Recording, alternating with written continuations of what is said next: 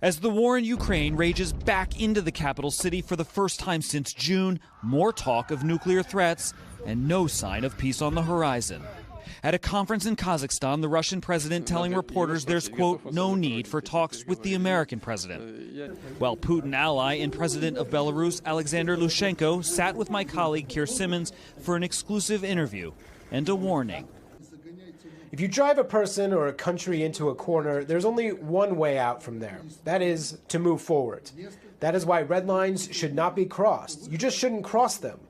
That red line, he says, an attack on Russian soil. Russia has clearly outlined its position.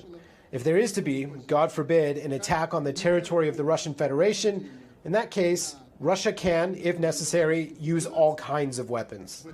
Here in the Ukrainian capital, after repeated threats from Moscow, many fear nuclear weapons could be used at any time. We can't do anything about the nuclear war, but we can live our lives as we want. We don't want to be afraid, we just want to live happy.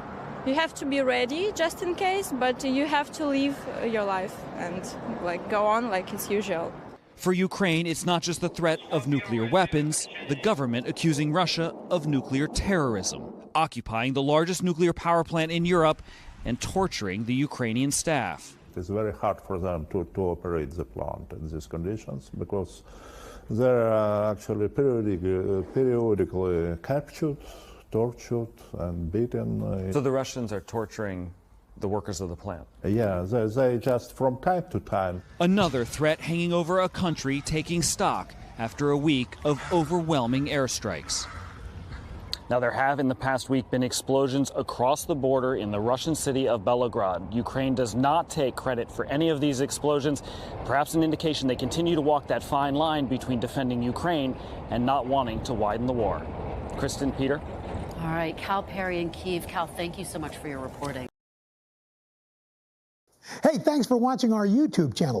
Find your favorite recipes, celebrity interviews, uplifting stories, shop our favorite deals, and so much more with the Today app. Download it now.